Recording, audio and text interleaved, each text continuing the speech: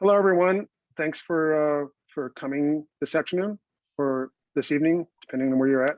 We're going to get started in just a second. Just going to let a few more people enter the room. So sit back, relax, and please, if you, we would suggest that you keep your cameras on so it sort of feels like a real event, but keep your mics muted until the Q&A session.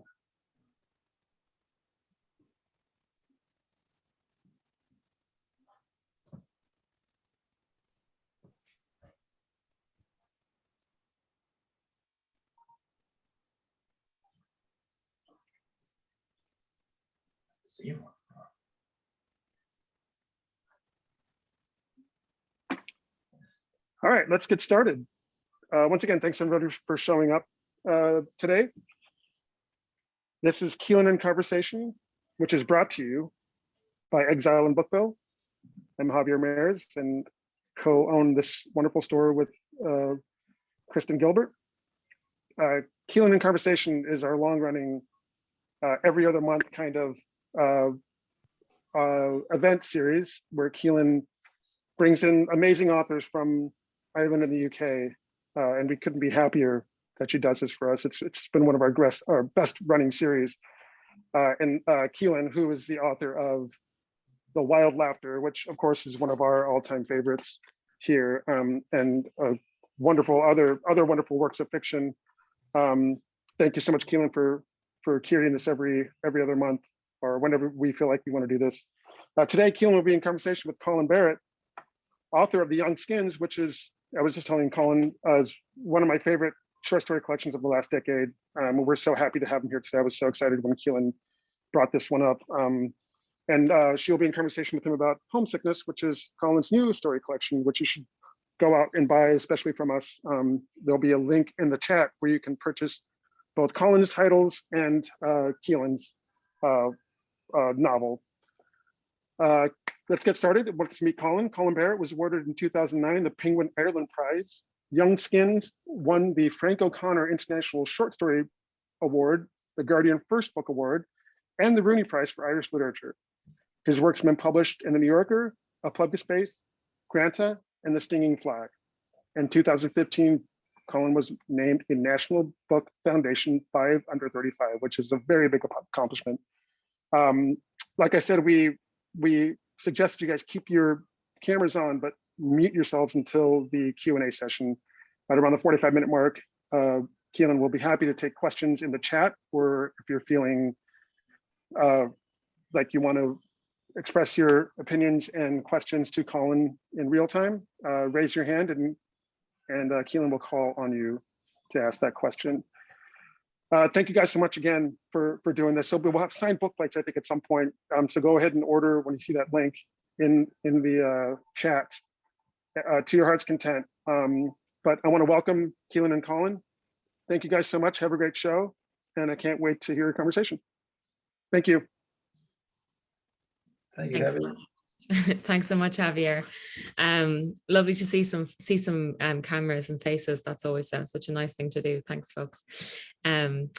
This is really fun. I just met Colin in real life in IRL. Like IRL comes to me before the actual words in real life, which is very disturbing. In Ireland, in the west of Ireland, where we're both from, just a couple of weeks ago, and we're now both in other places. But I believe you're in Toronto at the moment, Colin. Are you?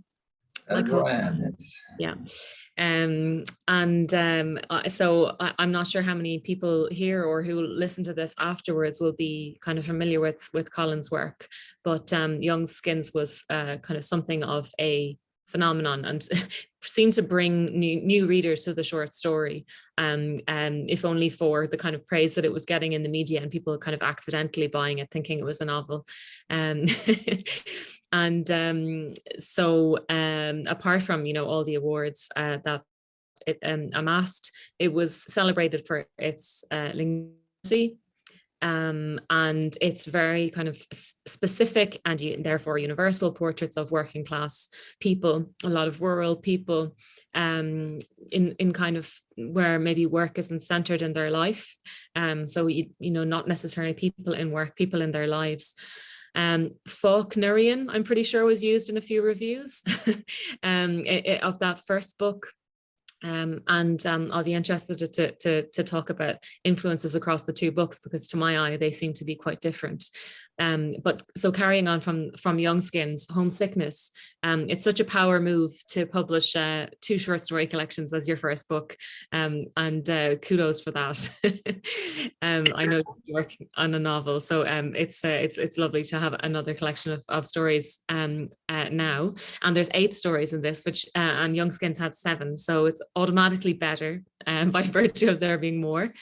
And the stories go a little farther geographically as well, and they're rooted in real places. There was a fictional town, I believe, in Youngskins. So I think maybe the earliest story in the book is from, if I'm right, was written in 2014. The Ways was in the New Yorker in 2014, and I suppose that's the best part of a decade ago. I wonder when the book started to become a book, and when you were writing stories that were clearly not part of Youngskins and that were part of something new. Yeah, I mean that one would have been written probably in 2014. I think it got published in 2015, and which wasn't that long after Youngskins came out. But yeah, that was the best part of a decade ago. Yeah, so when did this become a book? In 2020, I kind of knew I'd almost enough stories that I was happy with, basically. And when the pandemic hit, and I turned in my novel right at the start of the pandemic, and was sitting at home in lockdown with my kids home from school, and so I was kind of back default parenting full time, which I hadn't been previous to that. So and I just was, trying not to go mad during lockdown. So I kind of had 5 or 6 stories that I was happy with, and I thought would be a second book, and second book of short stories. And so I finished I kind of gave myself a project of writing, another couple of stories in 2020, which were the last 2 stories in this, the Low Shimmering Black Drone and the 10. And that it was just a project to not go mad during that period and sort of get those stories done. And then I went to the publishers and said, I have another book of stories done if you want to take a look. And I wasn't very I don't know, I guess I was like, I assume they'll like put this on the long finger until the novel's done and dusted and stuff, and so I was surprised and impressed by everyone. My UK, US and Canadian publisher immediately were nothing less than enthusiastic and wanted to do it. And obviously the story's kind of been written over a number of years, and they've been a good number of them have been already been published and gone through an editorial process, essentially, so they actually their enthusiasm was such that we would put the stories out first while I worked on the new draft of the novel, and so that's how it ended up getting flipped, and we ended up doing them that way, which may or may not be of much interest to people, but that's how it can work sometimes. And I think the underlying thing, Caoilinn, you said it was a power move to do 2 books of short stories in a row. I just had this sort of idea about publishing, was that it doesn't happen like that. You do a book of short stories, and then you have to do a novel that is written in stone. And of course, well, all my publishers were happy not to go that way and to just do the second book. So I was very grateful to them for that. Yeah, it bought you probably time to keep working on the novel. When is the novel due out? Keep working on the novel. Yeah. It's coming out next year. Yeah, so it is. Yeah. It's finally going to happen. So yeah. Does it have a title? No, we're still working on that now. Okay. There's a divisive. There's a temporary title, but it's divisive. So we can't talk about it yet. But anyway. Okay, I like it's divisive as a title if you're stuck. The 10, actually, the last couple of stories in the collection, to my eye, betray you as having been writing a novel in the background. I think the sentences have changed. I don't think you can see that in your own writing. I think my style changed a lot. The subject matter didn't change, and I don't worry about that. I'm happy to keep writing about, stuff that is of interest to me, basically, which happens to kind of be, based on my own formative experiences and where I grew up and stuff and people I knew, really. So, I mean, Youngskins with stories are all set in Mayo, small town, Ireland, west of Ireland, Mayo. Most of the stories in Homesickness are too. And but you know yourself, what it's very little interest to anyone outside your own head, but like, you know, my approach to writing and the style of the prose really. You know, I worked a lot on sort of evolving and changing, and I wanted to change it into something else. And so yeah, I have no idea if that's apparent to readers or not, but I certainly feel that the stories, even at the level of the sentence, are trying to do very different things, and the 10 was definitely a good example of that, I think. Do you feel that, do you ever fear that now that you've put yourself down on this track of writing novels, that you'll never be able to write stories in the way that you could before? Well, I very successfully failed to write both for a long time, so you know, at worst I just regressed to the mean. So I mean, what happened is I've written a novel and a second book of short stories at the same time, back and forth between them. When I got sick of the novel or I got stuck, I would go write a story or whatever. It's not the most efficient way to produce books, but you know, once I got into the rhythm of it, it was quite fun and very rewarding. And I always, even if when I was just writing stories, I don't just write one story at a time. I'll have 2 or 3 on the go, and then I'll hone in on one that I think is closest to the end, and then work on the others after. But I do like to be able to cycle between projects. So while I was trying to very slowly and by trial and error figure out how to write a novel, it was always good to be able to go back to stories where I felt a little bit more short-footed, but at the same time, as I said in the last thing, was looking at a different way, a different approach to character, just maybe still wanting to, you know, write as well as I could and have language be as interesting as I could in it, but also to sort of make sure the writing, the register, the tone, the prose itself was tuned as close as possible to the characters, you know. You know, not be showy for its own sake, which I think I might have been a bit in Youngskins, you know. I'd love to. I think now is a good time to hear something of the book. So if you would take it away with the reading, Colin, that'd be lovely. All right. I'll read the kind of opening towards the opening of a story called The Alps, which is about 3 brothers, and they go into a pub to have a drink on a Friday night. The Alps were shortish men with massive arses. Excuse me, I'll start again. The Alps were shortish men with massive arses and brutally capable forearms. They breathed coltishly through their noses and rolled their shoulders with a circumspect flourish whenever women crossed their paths. They billed themselves as tradesmen, but between them had never acquired a qualification in any particular trade. What they did was try things at a competitive rate. They painted, wired, plumbed, tiled, but where they excelled was in the displacement of the earth, digging holes, filling holes back in, holes of any circumference and depth. Holes were their forte. Bimbo had just turned 37. Rory and Eustace were coming up on 50. The Alps still felt young in their souls, but it was the bloodshot eyes, pouched necks, and capitulating hairlines of middle age that leered back at them from mirrors. They ate too much takeaway, slept fitfully, down vats of Guinness every weekend. In addition to their remorseless lifestyles, there was the disgraceful odds offered by their genes. The Alp family tree was a stump, mutilated by cancer and coronaries. Few of their male forebears had made it into their 60s, which meant the Alps days were probably almost over. The Alps carried this knowledge around with them, because what else could they do but carry it? They were gleeful, boisterous, and deprecating in company, except when they weren't. Then it was like a switch got switched.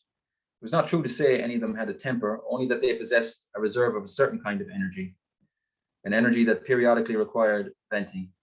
Fights happened and they got in them. The outcomes, generally in their favor, were nonetheless irrelevant.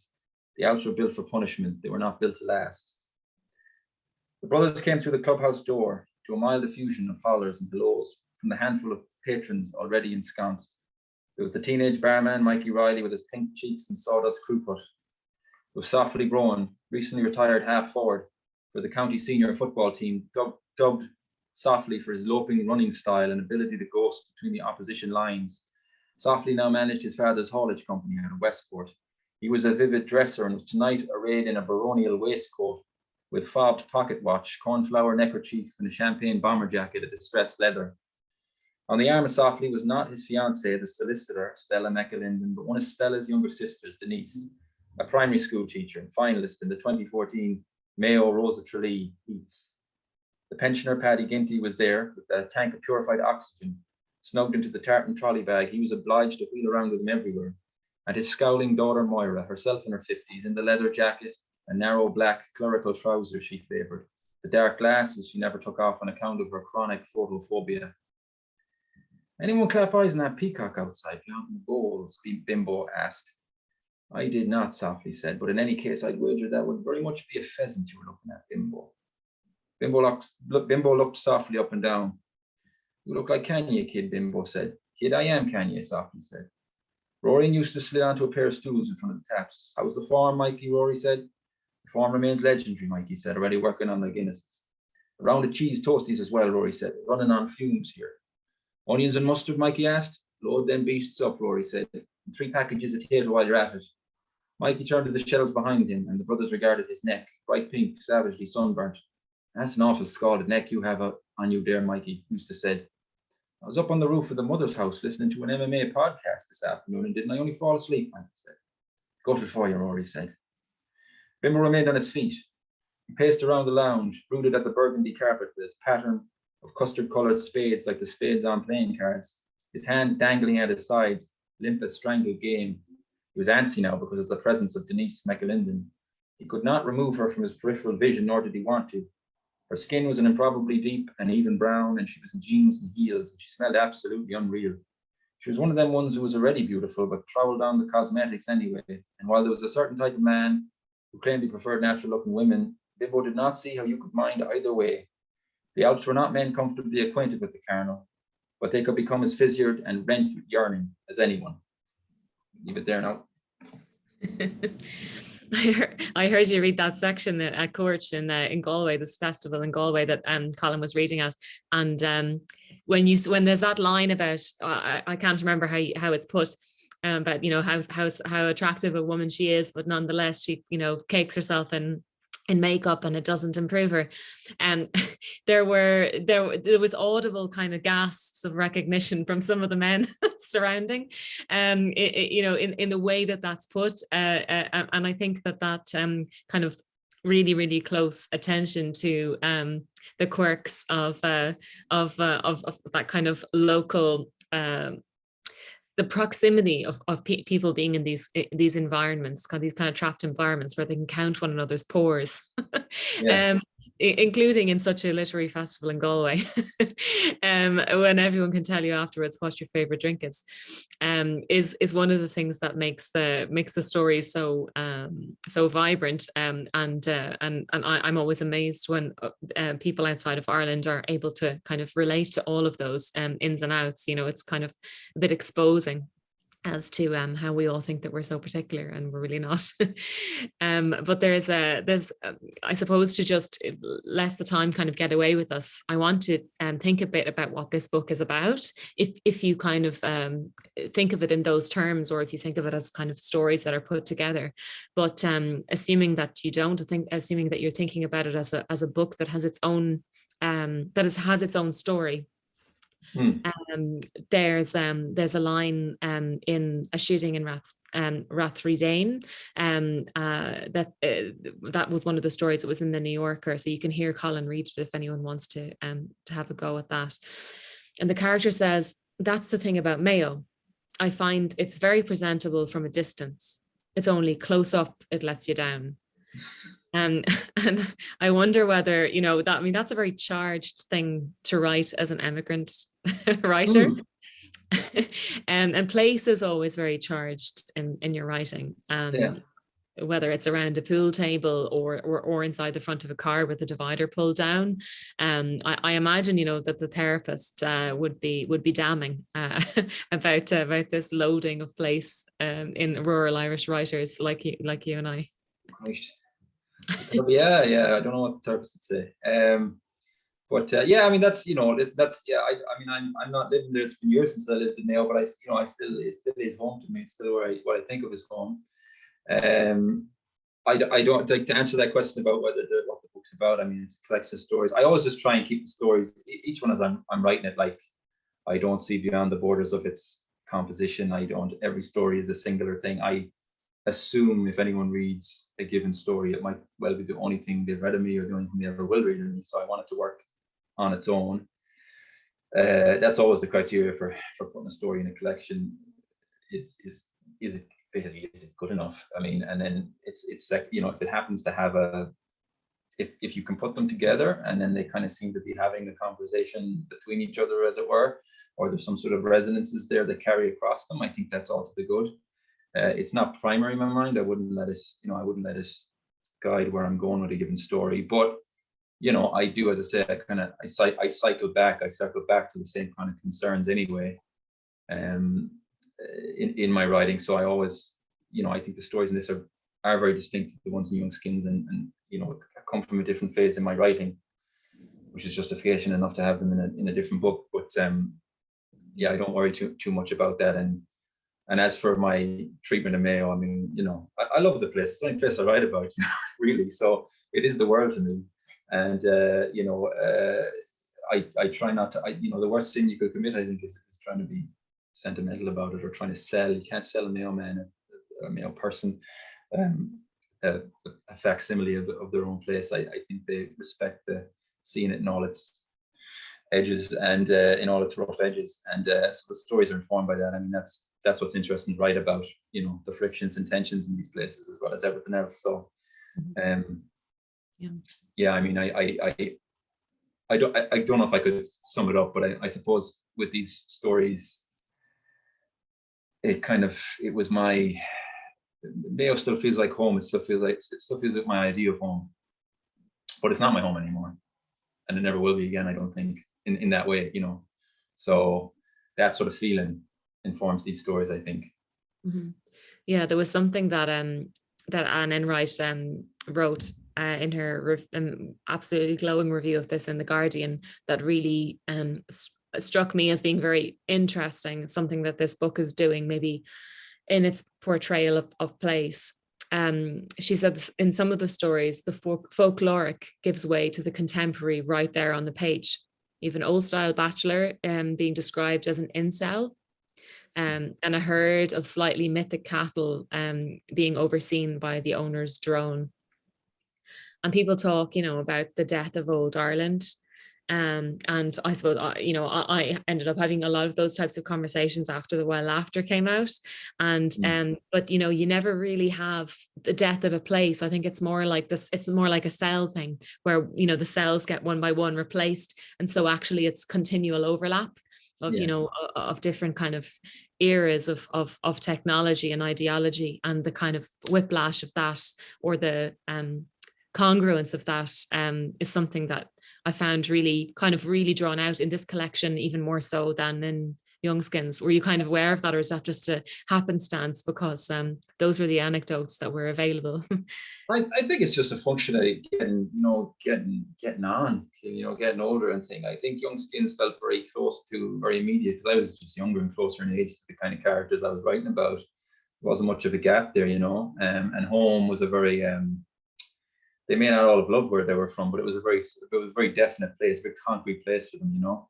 And even for me, I guess, when I was writing them, whereas it's become a much more receded and sort of porous thing for me now, you know. Even the idea of Mayo, it's become more purely a thing in my memory, you know. And that going away, seeing things, you know, even seeing things that were in my, you know, the cultural phenomenon of my youth and stuff, you know, is now a period, you know, is now like a period, you know, a period now, you know, is like late 90s, early 2000 culture, whatever. Like it's like what stuff was in the 70s. From the 70s is to stuff in the 90s and 2000s. And so it's all going away, it's all receding. So but it doesn't completely go away, as you said. Of course it doesn't. And you know, things persist and these things cycle back, and there's echoes all down through time. So you know, everything will change, and I kind of, that's the positive thing that animates these stories. I think I try to embrace that. Yeah, I don't want to write period pieces, and I don't want to, you know, I do want to, the contemporary has to get in there in its messiness and in its, like, what is it, like pulverizing transience. Everything's here and immediate and an emergency for a while, and then it goes away. And then what you're left with is something very different once you get far enough away from the historical period. So drones and incels and all that stuff is just like, it'll come and go. But I don't think there's anything wrong with sort of, putting that stuff in there with the more classical eternal themes, which is just people in communities, living together. Yeah. That then is one of the comments about what the book is about that Stuart Dybek in the New York Times was talking about. Life on the edge, he described as being kind of the theme and variation of the book, and it's the underlying design that gives the book its power. He said the tension of social connections being tested. So that's interesting that's that you've kind of come to that description yourself as being those connections. They are very much people looking out towards the people that are in the room. There isn't a lot of, despite the claustrophobic spaces, people aren't siloing themselves away particularly. No, I like writing about people, groups of people together talking.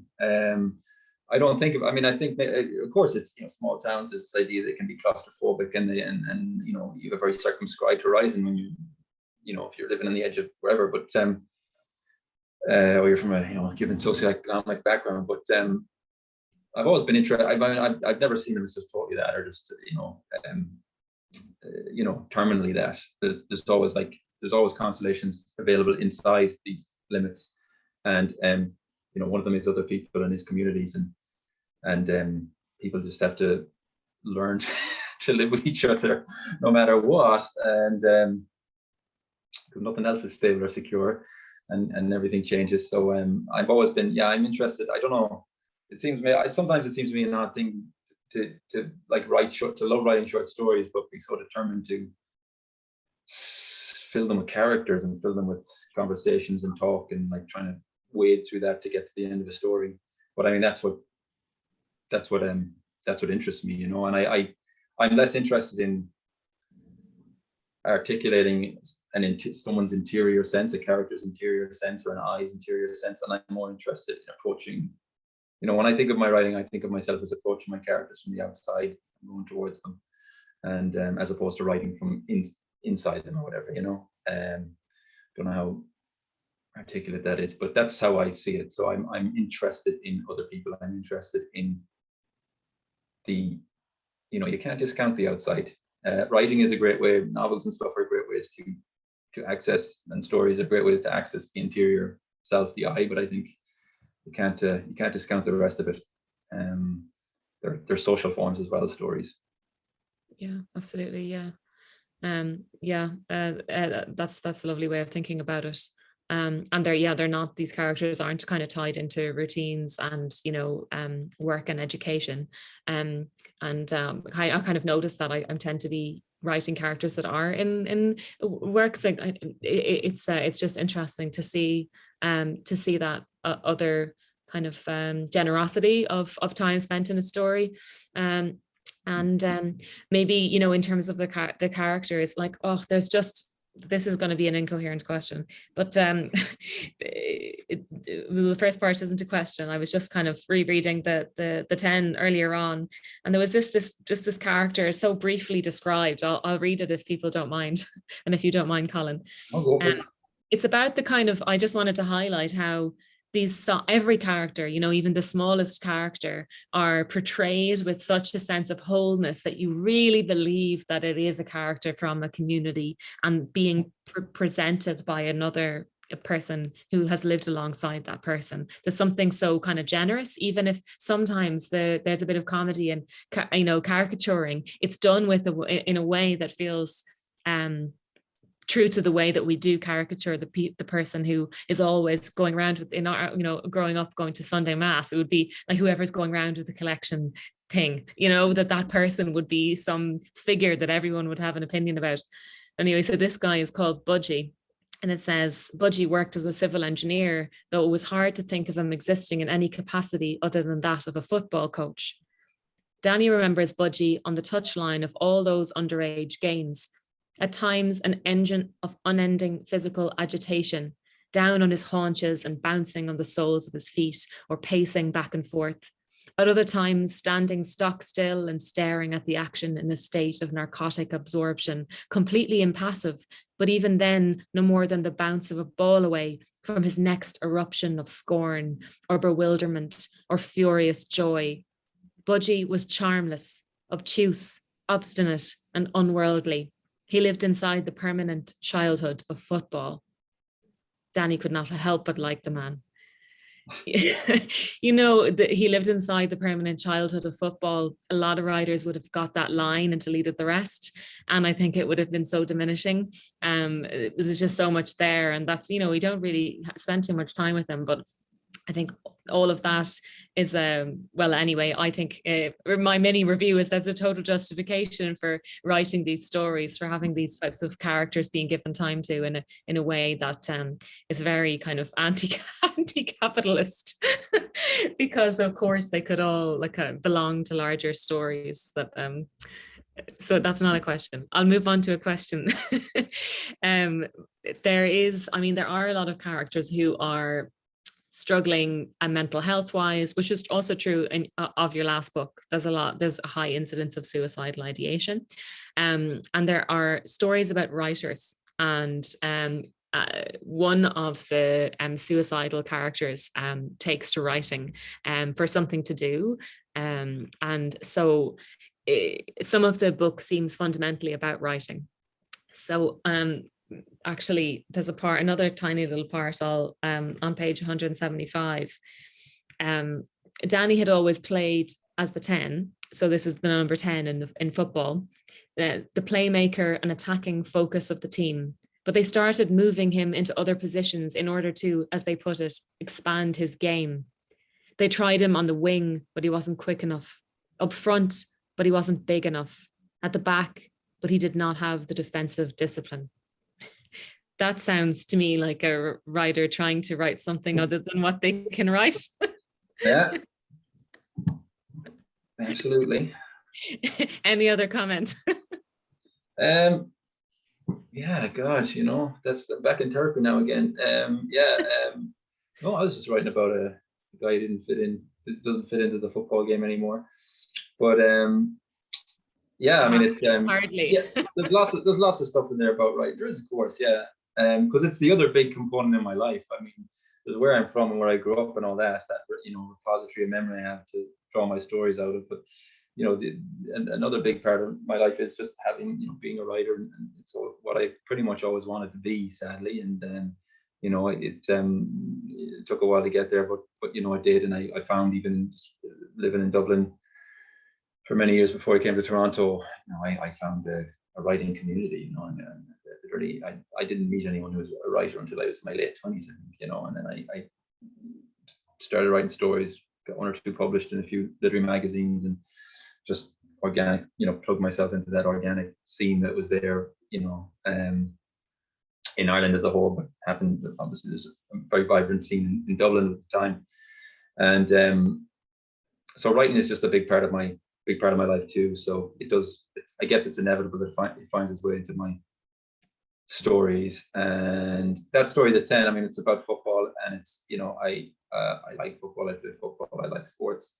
I find it's a good way, it's the opposite of writing, and almost, but the exact same in some ways as well. So you're trying to, you know, when you play football, I don't even think I included this bit. I wrote a bit about like Danny kind of getting in the zone when he's playing. You know, he's playing well. You can see pictures in his head, as commentators put it. He has vision. You can see things before they happen, almost. You know, and very briefly, occasionally this happens to me when I'm running around hungover playing football. You get in the flow and it all goes well, and then, you know, for 5 minutes, and then you're back to being terrible again for 6 months. But you know, you can make contact with that, and you forget yourself. You know, you're just in the flow, literally. And you know, again, now and then, not very often, you get that with writing too. So these analogies just arise naturally, I think, when you're but you're pushing around your head. You're pushing at them as well, though, Colin, because I mean, it's there in different ways. Like there's another story, Anadonia, Here I Come, and the close third person narrator in that tells us about its poet protagonist, who is cursed with an uncapsizable psychochemical equilibrium. I love the flamboyance of that. And so I'll quote you a bit from it. It says, the poems he suspected were not good enough. They exhibited decent technical effects, but were in some obscure way insubstantive or evasive. He agonized over the accuracy of his inner ear, was not in fact certain he even possessed one. In terms of theme, he could not get beyond what he was convinced was a fundamentally spurious obsession with suicidal ideation. But simultaneously, he felt that every other poetic topic or concern was an obfuscation, an eschewal, or a bald retreat from this theme. He'd been smitten with the concept of suicidal ideation since he was a teenager, but the problem he cured, or maybe I've mistyped that, was that he had never truly wished to kill himself. Bobby liked being alive. Being alive was, if not the best thing, then at least an okay thing, an endlessly okay thing.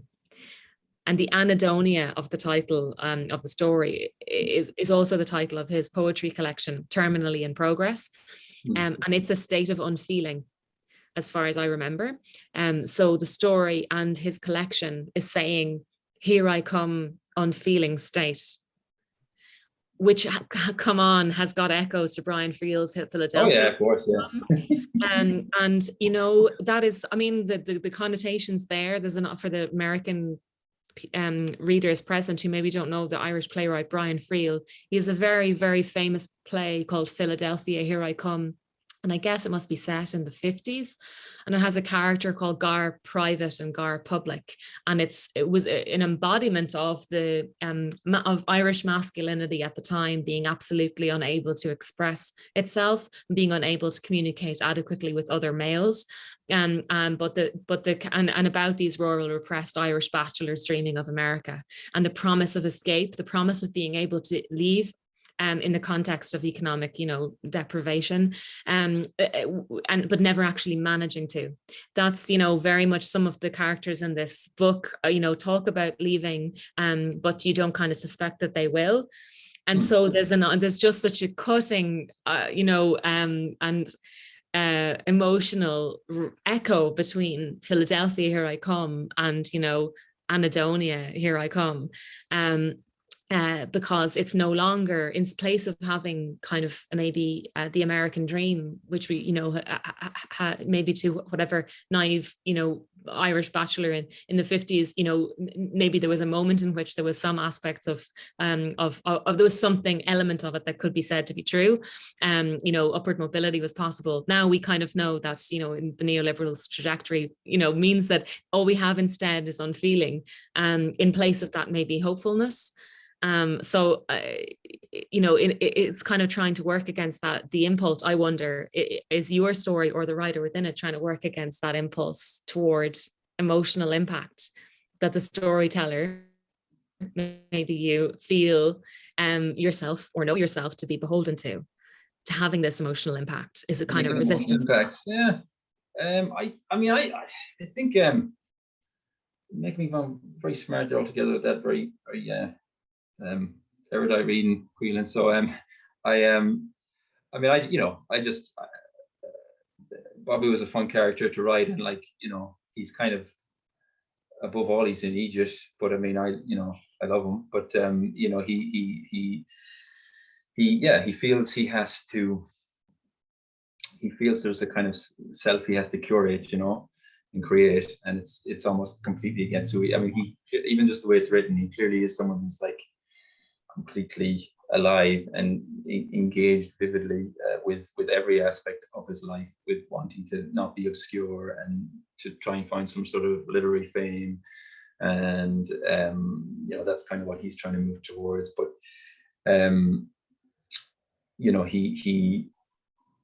he worries about the authenticity of his writing, the authenticity of his feelings.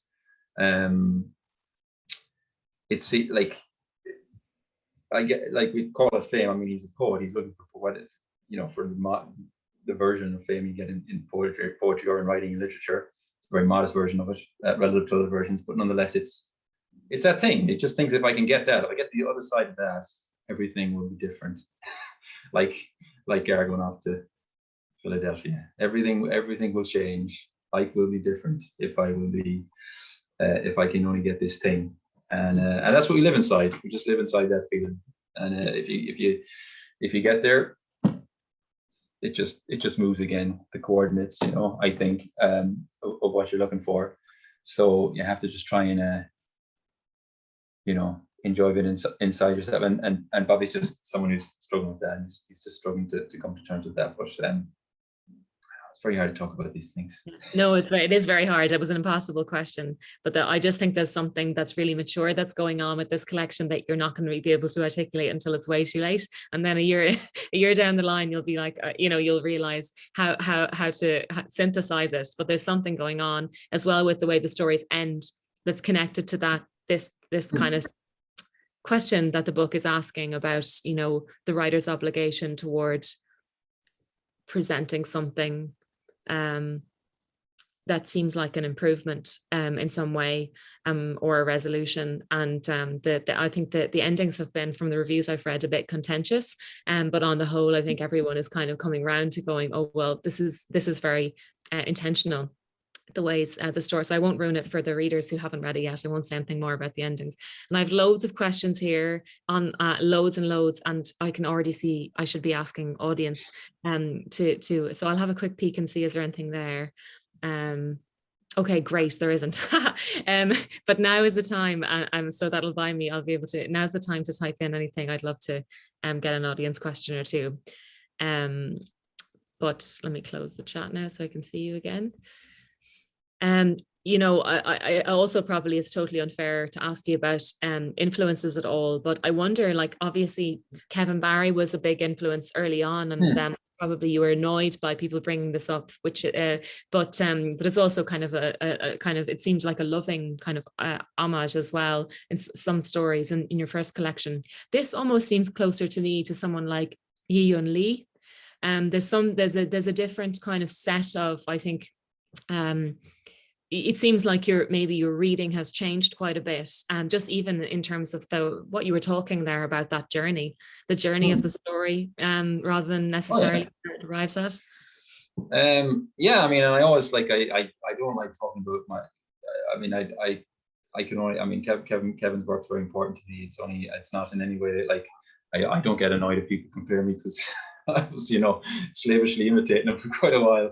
And I still love his work, and I also don't like talking about it as if it's a past tense thing. And I've now got, like, you just, as a writer, you go beyond certain influences, but it's not that you've outgrown them or you're rejecting them. It's just you gotta feed more influences in to sort of like keep your own writing alive and nourished. That's what I think. So I just gravitated in the intervening years towards reading people like Alice Munro and John McGahern and Joy Williams and stuff like that. I mean, like, my reading's all over the place. Like, people compare young skin, some of the typical, like William Trevor to John McGahern, and I barely read any of their work at the time, and so but I would have read people who were maybe influenced by, that's how it works. I find I would have read people who were influenced by them, and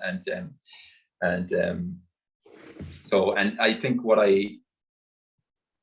like McGahern and some of but even like when Alice Munro, reading her stuff from her early stuff, which is written in a more high literary style, and her earliest collections, all excellent, all incredible. But as she goes along with her books, that the language gets more, it's not any less sophisticated in what it's doing, but in fact it's probably more so. But it gets more and more close to the skin of the characters, how they think and express themselves, rather than the sort of almost imposition of a lapidary style onto a subject.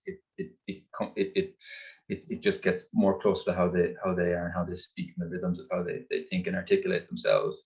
And that was a very big lesson that I took from that, which is,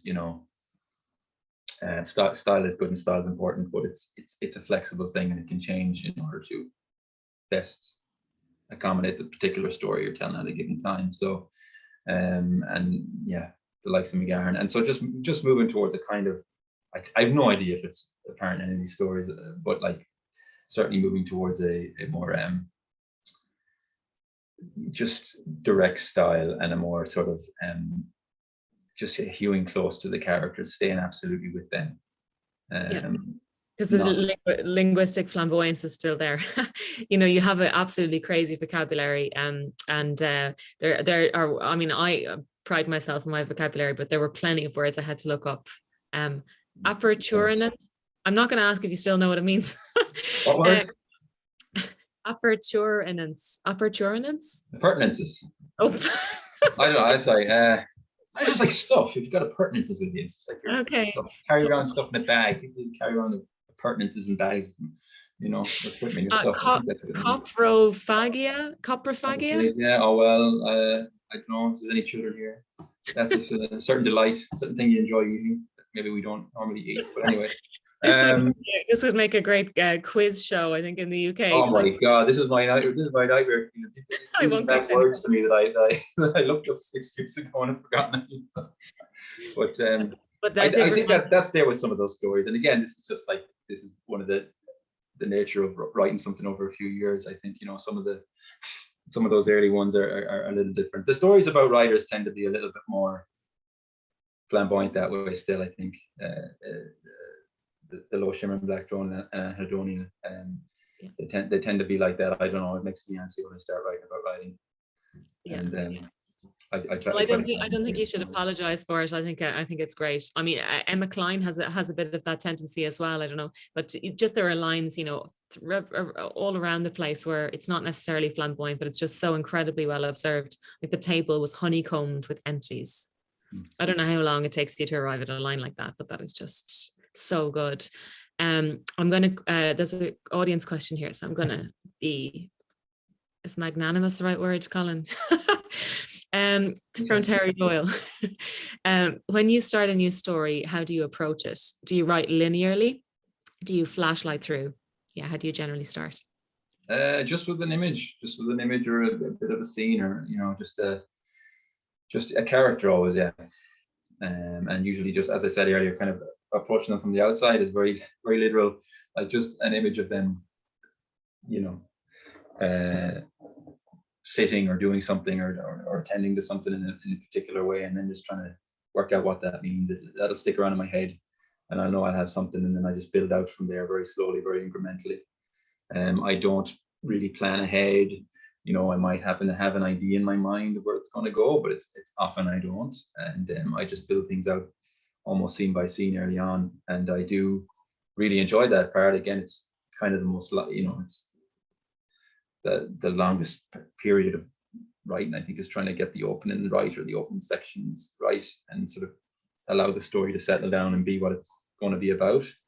But that's always still very, very exciting. But it always starts with something very small, just a couple of paragraphs about an image or a character or something, and that's from there we dig out the rest. And do you do sloppy drafts, or do you write kind of in one clean draft? I just kind of, I work on what I have over and over again and build it out very slowly. So I tend not to have a finished draft. Like when I think it's at least presentable to my agent or an editor or something, that's when that's usually when I've got to the end, you know.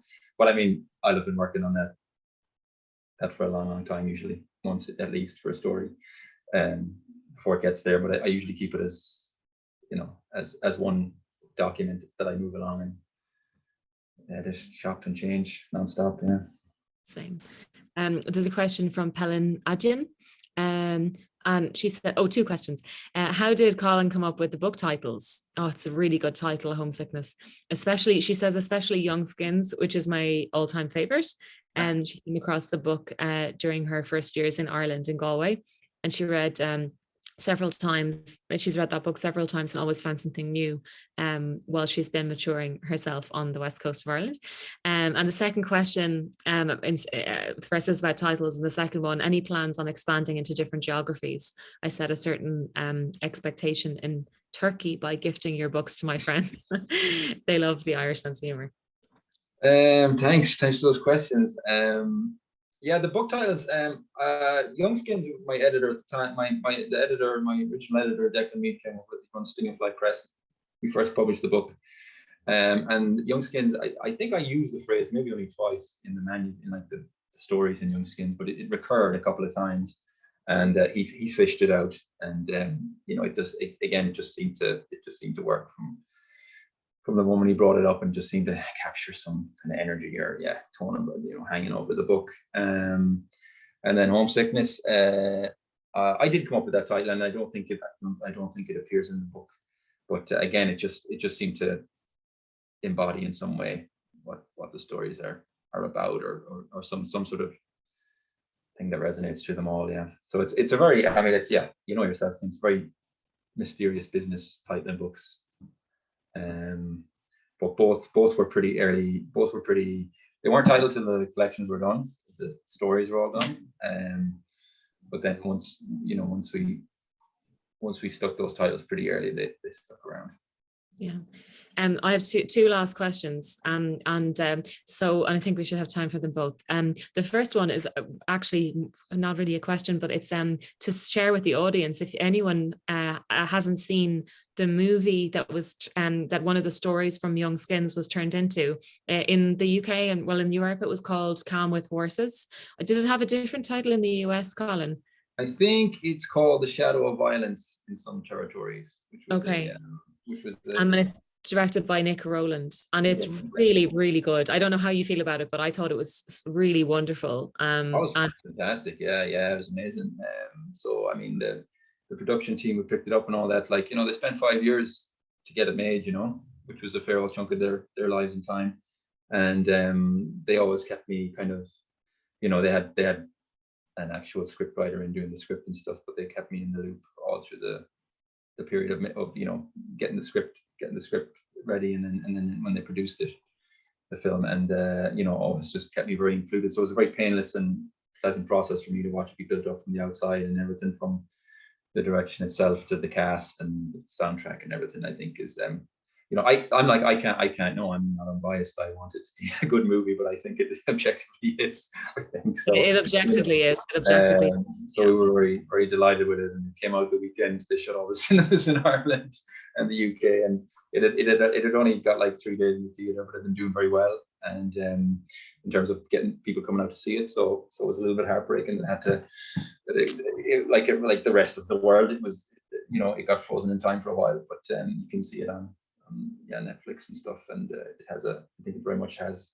it's going to have a long second life, and the cast alone, with the Joker in it and everything, so, you know, it's all good.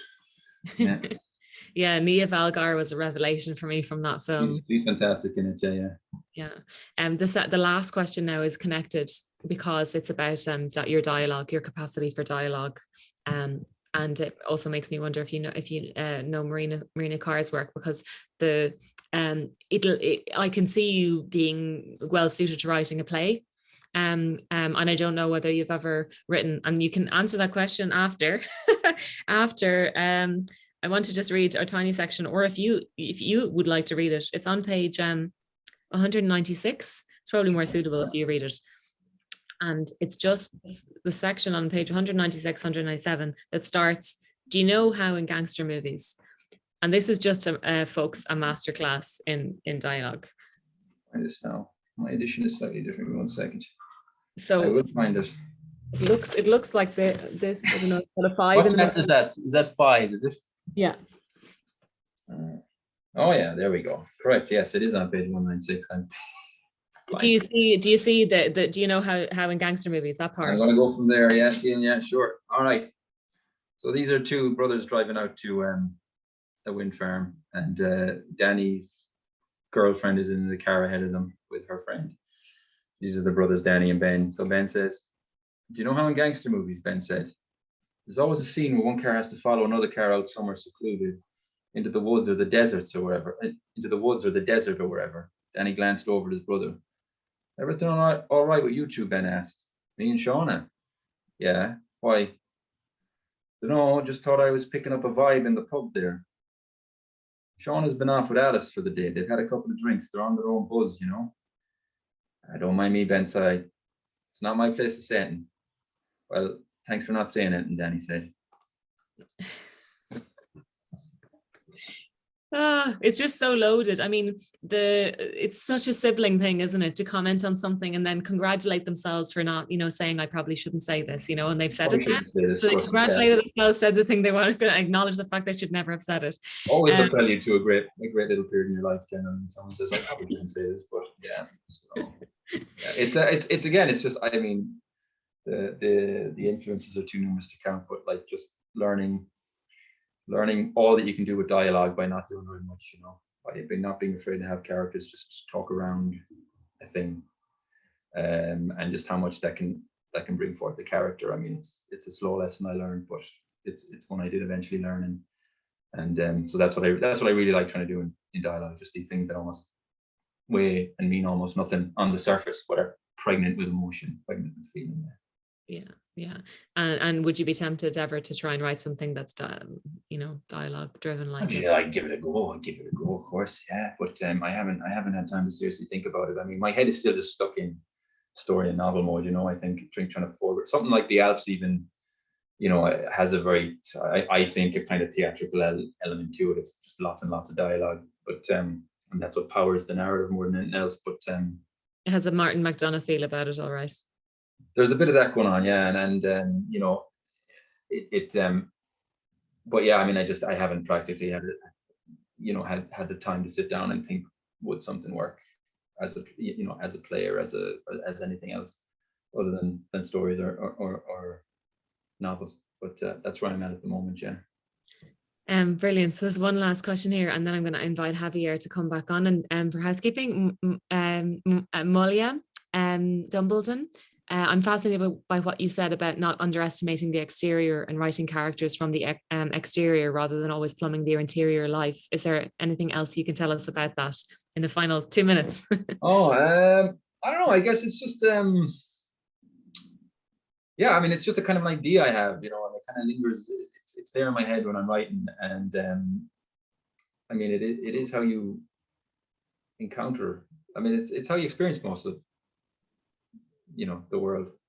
It's other people, and you can't be inside their heads, so you have to take what you see and what you get, and that's how we live a great deal of our lives. So it's we all have interior lives, as whatever's going on in there, but I don't know, I'm just fascinated by the other, by the way you can put it. It's kind of, sometimes we having a chat with especially with someone well, a friend or whatever, like just not even sometimes someone you don't know, and the whole thing has there's an emotional subtext to it, whether because you're annoyed at each other or you love each other or whatever. There's something going on, and you're just talking about whatever, the most innocuous crap in the world, and yet inside there's just this complete charged emotionality, and it finds ways inevitably of coming out, which often don't make a lot of logical sense. I'm very interested in trying to capture something that in writing, kind of as it happens in our life, rather than sort of just an I voice telling you what they're feeling. But anyway, I don't know. That's completely incoherent. I apologize. That's right. It's not incoherent. That's it's a lovely kind of observation that it's part of the frustration, that the fact of trying to imply all of the interior stuff by just showing the exterior is part of the problem that all the stories are exploring. And it's a good problem. It's what keeps me coming back. Yeah. Fantastic. Thank you so much, Colin. That was all really brilliant. Thank you so much, thanks so much thanks Javier, and thanks for the folks with their cameras on. It was lovely to see. Thank you everybody who showed up. Thank you so much. Really appreciate it. Yes, thank you. Thanks, Colin, and thanks, Caoilinn. You hope for the best with these events, and as always, I'm amazed. You get some great writers on. Colin, you're amazing. I can't wait to go back and read Young Skins. And Caoilinn, you just always come prepared, and you have the best questions. You make these events so fun to listen to and watch. So thank you for doing that, and thank you for Colin taking the time out. And good luck with the book. And maybe we'll see you again sometime soon. Thank you so much. Thanks everyone. Thanks for hosting this. Thank you guys. Go to our website, and if you're in the UK or Ireland, go to your favorite independent bookstore, pick up gobs of these, and thank you all for tuning in today. Have a good rest of the day and night for you guys. Thanks, and we'll see you soon, Caoilinn. Thanks, We'll Javier. talk soon. All right, thank you. Thank you so much.